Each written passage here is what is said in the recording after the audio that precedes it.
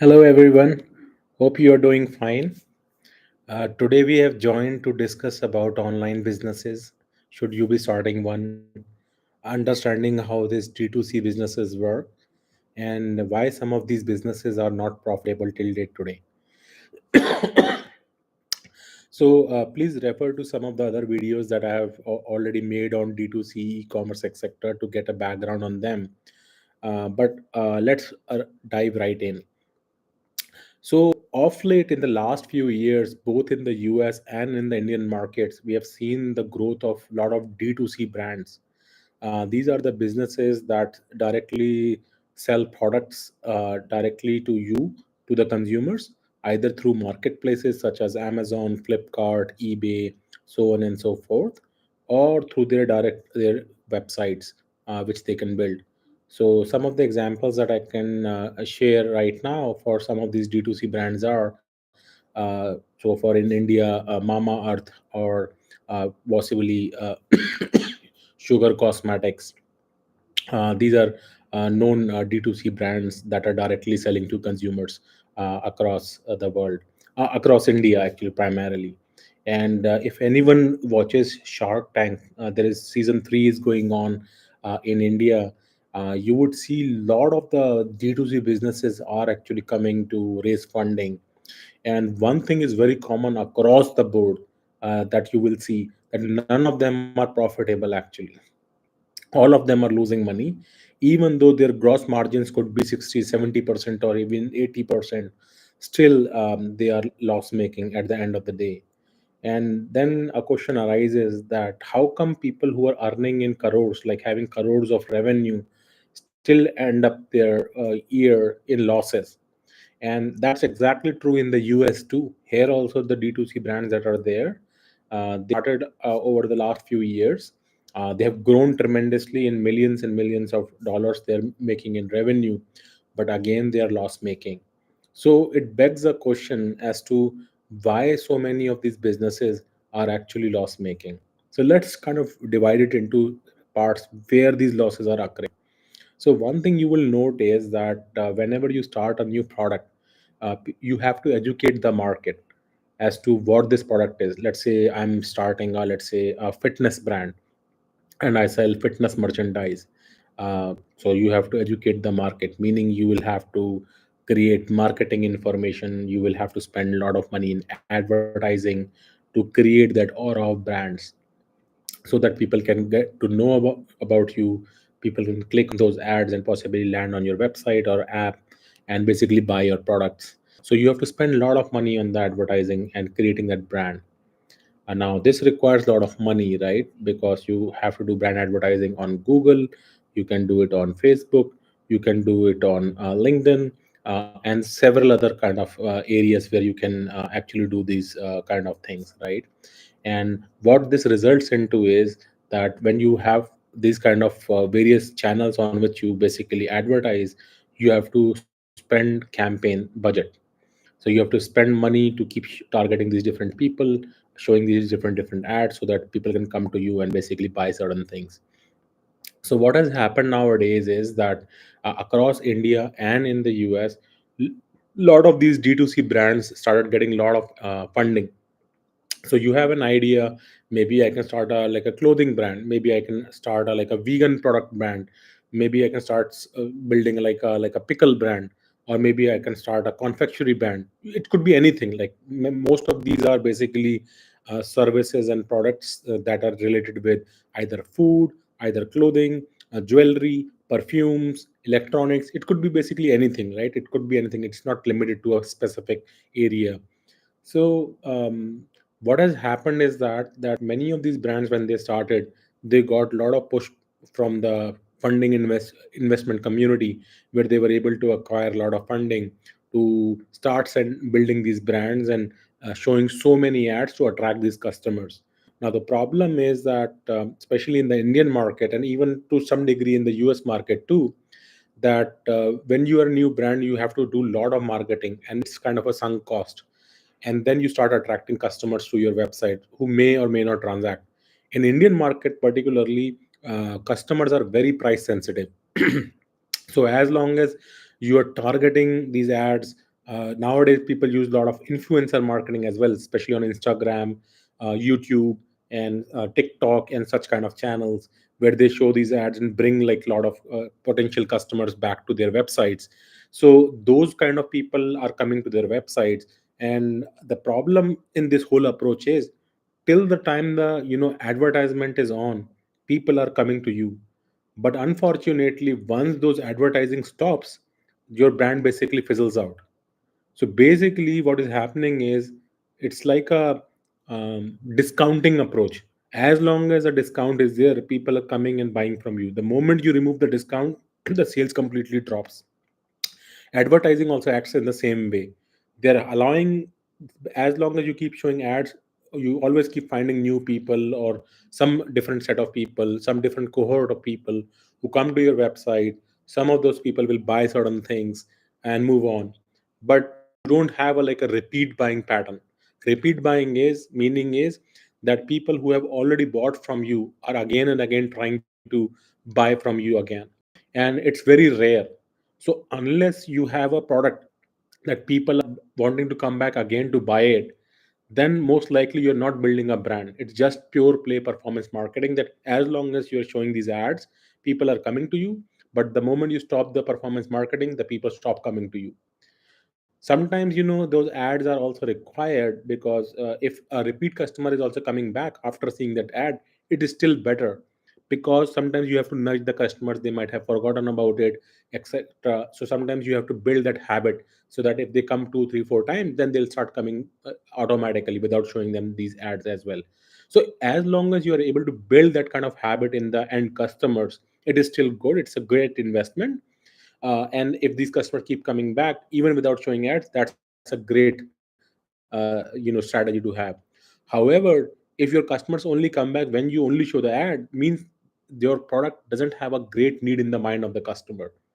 Only if you show the ad and customer says, oh okay fine, let me buy it, they're coming it, that means it's not a need that you're fulfilling for them. So you have to keep nudging them again and again. And even if even after showing 10 different times ads, these customers come, and if the 11th time you don't show the ad, they don't come back, that means your product doesn't have a real anchor or a hook, as they call it. So you are dependent upon this performance marketing. Now the problem with performance marketing is that all the ads that you are showing, not every ad will result into a customer like coming to your website and actually buying. So let's say you show 100 ads, right? Maybe after showing 100 ads, uh, you know 90 customers will visit your website, okay, because they click on the ad and they open the website. So let me use a very big number: 90% of them are coming back to your website and seeing what products you are selling. Now how many of them will actually convert? Maybe less than 10%. Maybe, let's say, I'm assuming again very big number, 10% of them actually end up buying the product. So how many people have only bought the product? 9 people, right? So after showing 100 ads, only 9 people actually went ahead and bought the ad, right? Now, the problem with this is that by running this ad, each ad that you were showing, there will be some cost for it, like running this ad campaign. Let's say on an average, the ad that you're showing and the click that is happening, you are paying, let's say, $10 per click. I'm just assuming. So you have already spent $1,000 for showing 100 ads, out of which 9 people came and actually bought the product. Now, let's say the product was, let's say, only $20. So basically what you have earned from it is $180, while your advertisement was already $1,000. Now you can understand the problem. So if you have to keep repeating the same advertising campaign to bring the same people back in every transaction, you are losing the money, because your advertising budget is more than the people that are spending on your website. That's where the losses occur. Now, again, the problem is here as well. Let's assume the different scenario. Let's say you were showing these ads, rather than 10% conversion rate, let's say there was a 50% conversion rate, which never happens, by the way, unless you have a very awesome product which is like going viral, and that's when it will happen. Let's say 50% of the people convert and buy. So out of those 90 people that are coming to your website, 45 people basically end up buying the product. Let's again say the product was for $20 on an average. That was the product. So for 45 people, now you are going to basically make close to $900. it is still lower than the total budget of advertising that you had. Right now, you can imagine how difficult it is to make money through performance advertising. Now, take another scenario where you are showing the ad to almost 1,000 ads, and so let's say 100 ads were being shown. 90 people come to your website, and let's say all 90 of them convert. Like all 90 of them buy the product. All the person who are coming to your website are buying, right? Which is almost impossible. Cannot happen. I have never seen it ever, and I'm just using this hypothetically to explain the problem. So let's say again the average selling price is $20. All 90 people are buying. So this results into a best case scenario, which is all 90 people are now buying this $20 product. So now we're talking about 1,800 in total sales. So in only in this scenario where you spend $1,000 on your ads, you are making $1,800 because all 90 people actually bought it. And this is just the revenue. This may not necessarily be the profit. Maybe the $20 thing that you're selling is costing you $10. Okay, so your actual profit is going to be from 1,800 is only going to be 900, which is still lower than your advertising budget. So this tells you like exactly how difficult it is to succeed in a D2C kind of a marketplace, building a D2C brand, because you have to spend too much money on the advertising. So some of these D2C brands, what they do is will also list on Amazon or Flipkart or Myntra or eBay or any kind of other like marketplaces. Now, challenge with the marketplaces is also that these marketplaces will have listing fees. So they will charge somewhere around like 20%, 30% of the total sales that you make. They'll take it as a listing fees, and they may have a monthly like a recurring fees as well. So some of these brands do not have their own website, etc., but they are fully dependent upon third party marketplaces such as Amazon, eBay, Flipkart, Myntra, Nykaa, so on and so forth. uh, Through this also they may acquire a lot of customers, right? Now, challenge is that these third party platforms can basically increase their fees, change their policies, etc. There could be other products that are there on these platforms that you have to compete with. So your listing may not show up on the top level. And if your listing will not show at the top level, chances are that customers are not going to discover your brand or buy from your brand if you are not at a highly rated brand or doesn't show up in the top search results of these marketplaces. So that's another issue. So sometimes these brands have to do boosting of, or they have to buy ads on these marketplaces as well. So in addition to the sales revenue that you have to share for every sale that happens, you also have to show ads or boost your listings so that they keep showing up in the top search results actually. So even here you lose a lot of money actually. So, what I wanted to share in today's discussion is that you should start a D2C brand after doing a lot of research. One, you should be funded very well. It cannot be a bootstrapped opportunity unless you have a big money. You have parents and fathers like Ambani, or you're part of Berkshire Hathaway Empire, or you're son and daughter of Bill Gates, or somebody like that. Then, of course, you can do it because you can burn the money as much as you want. You can create your own aura, etc.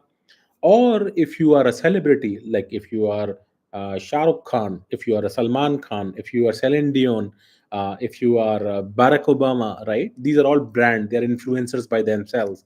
So if they endorse a brand or start a, let's say, a clothing brand or a makeup and beauty brand or a healthcare brand, etc., then people are just going to follow them and trying to buy that, right? But if you don't have any of those kind of hooks, then it is very difficult to build any kind of D2C brand actually. And the reason is that either you are going to bring traffic through performance marketing, or you will depend upon third party marketplaces. All of these platforms will take away money from you, and then you will have to make profit out of it. So unless you have a very high lifetime value of customers, meaning customers that are going to come back to your websites again and again and buy repeatedly, there is a very high likelihood that you are not going to make success out of it. So if you have to keep doing performance marketing, keep showing ads to repeatedly bring customers back to your website, it's already a failing strategy, right? It cannot be sustainable. And that is the reason you are seeing most of the D2C brands, both in the US and in India, are actually failing. They're not making profit. Even in Shark Tank 3, if you can see, most of these brands that are coming in, they have very little money remaining in the pocket, in the bank. They're coming there almost at their last leg, and if they don't get additional round of funding, these companies going to be shut down in the next few months or in a year. So that's the drawback of a D2C brand. So the way you make a brand is that it should have such a unique pull that even without showing advertisement, people should come back and should feel comfortable in buying it. So something like an Apple, something like in Google, something like Facebook, these are also brands. Something like Colgate, Patanjali, if I were to use Hindustan Lever, Tata. These are like big brand names, right? People will look at it even if you don't see their ads. Coke, Pepsi, right? All these are brands. So once they are part of your thought process, even if they don't advertise, you will still go and buy it. So brand should be synonymous with the verb. Now when I say go and let's do search, people say go do Google. So Google is synonymous with search. Social media is synonymous with Meta or Facebook. People don't say social media, they say Facebook, right? When you talk about let's watch videos, people just use YouTube. They don't say like I'm going for online video. They look open up YouTube. That's the beauty. Same way, like when people talk about toothpaste, they call Colgate, let's do Colgate. They don't say let's do toothpaste. So that's what the brand recognition is. So if you can create a brand which replaces a verb in its category, dominates that category, then people will come back to you. You can make money out of it. You don't have to depend upon advertisement or third party marketplaces. People will come to you automatically, right? But if you are not able to create that, then it will be a losing proposition, as long as you are going to be dependent upon performance marketing or third party marketplaces. So that's all from my side today, in this topic where we discussed about D2C brands, why these brands are not profitable, and what are some of the pros and cons. And you should be very careful if you're trying to build a D2C brand, right? Unless you're extremely rich or you have big founders, big investors backing you up, you should not even try to venture into a D2C brand, because I've shared some of the challenges that are there. I do see Arun Sharma here, who is online on the chat. Not sure if he is interested in asking any question, uh, but yeah, so possibly if there are any questions, I'm happy to answer those. But this is going to be the topic for today. Please do subscribe, like, and share this content. It's very helpful for us when we get feedback. Do share if there are any questions, any thoughts that you would like for us to discuss. We'll be more than happy to research on those topics and share it, bring some of these news back to you again. So far so good. Thank you once again for watching. Hope you like this content. Do share it, like it, and we'll soon meet in a new podcast shortly. I do see a question from Arun. He's asking right now. It says, have you tried any business in your life? uh, so I have personally not tried a D2C brand per se, but I'm doing this YouTube. Maybe you can consider this as a business, but this is, I'm mainly volunteering my time here. So it's not a business technically, because I like what I'm doing here and it's a voluntary thing. But yeah, I have not done, but I do a business on the side of software. That's the business in which I operate, but it's not D2C business. It's like software development business that I do. So yeah, that's from my side. But great, connecting with you, Arun, again.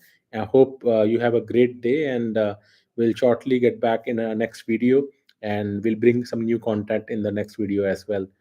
Take care till then. Goodbye. Have a nice day. See you soon.